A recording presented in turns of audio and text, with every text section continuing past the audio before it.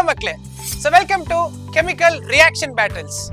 So ಈ ಒಂದು chemical reaction ಅಲ್ಲಿ ಯಾವ ಒಂದು ರಿಯೇಜೆಂಟ್ ಬೇಗ ಎಕ್ಸಾಸ್ಟ್ ಆಗಿ ಕನ್ಸ್ಯೂಮ್ ಆಗಿ ಲಿಮಿಟಿಂಗ್ ರಿಯೇಜೆಂಟ್ ಆಗಿ ಆಗುತ್ತೆ ಅಂತ ನೋಡೋಣ. ಸೊ ಇದೇ ತರ ಫನ್ ಕೆಮಿಸ್ಟ್ರಿ ವಿಡಿಯೋಸ್ ನಿಮಗೆ ಬೇಕಾದ್ರೆ ನಮ್ಮ PUC ಪರೀಕ್ಷಾ ಚಾನೆಲ್ಗೆ ಈಗಲೇ ಸಬ್ಸ್ಕ್ರೈಬ್ ಮಾಡ್ಕೊಳ್ಳಿ. ಸೊ ಬನ್ನಿ ವಿಡಿಯೋಗೆ ಹೋಗೋಣ.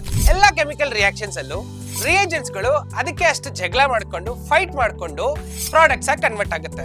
ಸೊ ಇದರಲ್ಲಿ ಒಂದು ರಿಯಾಕ್ಟೆಂಟ್ ಮಾತ್ರ ಲಿಮಿಟಿಂಗ್ ರಿಯೇಜೆಂಟ್ ಆಗಿ ರಿಯಾಕ್ಟ್ ಆಗುತ್ತೆ. ಅದು ಏನಂತ ನೋಡೋಣ. ಒಂದು ಬ್ಯೂಟಿಫುಲ್ ಸಿಂಪಲ್ ಎಕ್ಸಾಂಪಲ್ ಇಟ್ಕೊಂಡು ನೋಡ್ಕೊಳ್ಳೋಣ.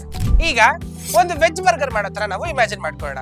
ನನ್ನ ಹತ್ರ 5 ಬನ್ಸ್ ಇದೆ, 4 ಪ್ಯಾಟೀಸ್ ಇದೆ. ಈಗ ನಾನು ಎಷ್ಟು ವೆಜ್ ಬರ್ಗರ್ ಮಾಡ್ಬೋದು? ಸೊ 5 ಬನ್ಸ್ ಇದ್ರು ಕೂಡ 4 ಪ್ಯಾಟೀಸ್ ನ ಸೇರಿಸಿದ್ರೆ 4 ವೆಜ್ ಬರ್ಗರ್ ಆಗುತ್ತೆ. ಬಟ್ 1 ಬನ್ ಉಳಿದೋಗುತ್ತೆ. ಸೊ ಇಲ್ಲಿ ಯಾವ್ದು ಲಿಮಿಟಿಂಗ್ ರಿಯೇಜೆಂಟ್ ಆಗುತ್ತೆ? ಸೊ ಪ್ಯಾಟೀಸ್ ಅಲ್ವಾ? ಸೊ ಇದೇ ತರ ಒಂದು ಕೆಮಿಕಲ್ ರಿಯಾಕ್ಷನ್ ಅಲ್ಲಿ ರಿಯಾಕ್ಟೆಂಟ್ ಎ ರಿಯಾಕ್ಟೆಂಟ್ ಬಿ ಅಂತ ಇದ್ರೆ, ಸೊ ಇದರಲ್ಲಿ ರಿಯಾಕ್ಟೆಂಟ್ ಬಿ ಕಮ್ಮಿ ಪ್ರಮಾಣದಲ್ಲಿ ಇತ್ತು ಅಂದ್ರೆ ಇದು ರಿಯಾಕ್ಷನ್ ನ ಮಾಡಿ ಪ್ರಾಡಕ್ಟ್ಸ್ ನ ಕೊಟ್ಟು ಅದು ಬೇಗ ಯೂಸ್ ಆಗ್ಬಿಡುತ್ತೆ. ವೆರಾಸ್ ರಿಯಾಕ್ಟೆಂಟ್ ಎ ಜಾಸ್ತಿ ಇದ್ರೂ ಕೂಡ ರಿಯಾಕ್ಟೆಂಟ್ ಬಿ ಇರದೇ ಇರೋ ಕಾರಣಕ್ಕೆ ಅದು ಪ್ರಾಡಕ್ಟ್ಸ್ ನ ಕೊಡಲ್ಲ. ಸೊ ಒಂದು ರಿಯಾಕ್ಷನ್ ಅಲ್ಲಿ ಯಾವ ಒಂದು ಪ್ರಾಡಕ್ಟ್ ರಿಯಾಕ್ಟೆಂಟ್ ತುಂಬಾ ಕಮ್ಮಿ ಇರುತ್ತೋ ಅದು ಲಿಮಿಟಿಂಗ್ ರಿಯೇಜೆಂಟ್ ಆಗಿ ರಿಯಾಕ್ಟ್ ಆಗುತ್ತೆ.